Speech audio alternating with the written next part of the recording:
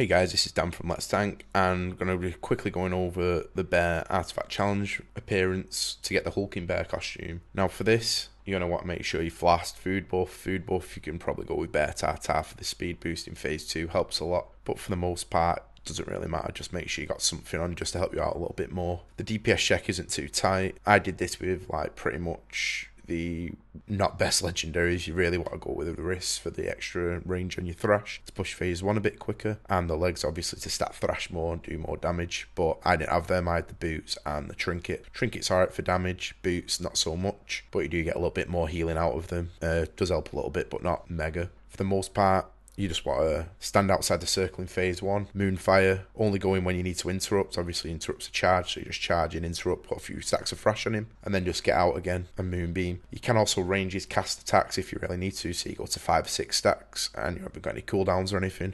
Just range him, run to the other side. Don't worry about moving him on top of Ellen. Doesn't really affect the fight too much. Now for the ads, what you can do is there's 2 ways to kill him really quick. You want to make sure you got thrash up for a start, and you're going to thrash as soon as you get all stacked up, and then you can either use your Rage of the Sleeper ability, which will give you a bit more damage on them, and it'll also give you a bit of defense against the attacks from the boss and the ads. Or what I did is use the little orbs on the ground, so every time they come up, pop and hit them a few times first, and then as soon as you start casting, pop the orb, finish them off. Just hard switch to him. There's no real like rush to push the boss, but you want to try to push him before the 4th Inferno, I'd say, because 4's a bit of a pain to handle, and that's pretty much how you're going to do. You just want to be moonfiring the little eyes that come and face towards them, but just make sure you kill them before they even cast, because they can get out of hand if you just totally ignore them, so just make sure you keep on top of them. And the other thing you need to worry about is the Infernals. Now for this I used a weak aura. It gives me a little Q, which is a little squeal. I'll try to link it in my description box, and you just need to make sure you're kiting them around in a big circle. Now for phase 2, what I used Drums of Fury for a Bloodlust, and then just pray for good Aaron Jesus for a lot of it.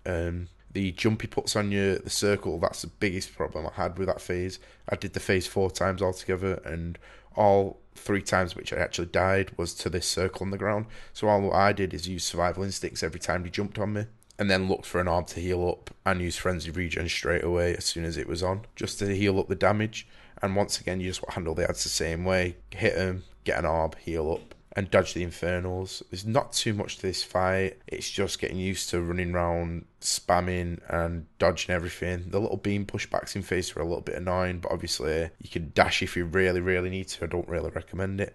And you can also use your raw. Anyway guys, I hope this little guide helps you get the artifact appearance. I know it's a bit late, but my Paladin one, my recording device wasn't working for, unfortunately, and this is the second one I've done. I've now main switched to a bear, if anyone's wondering, because most guilds require bears. Anyway, I hope you like the rest of the video. See you in my next guide.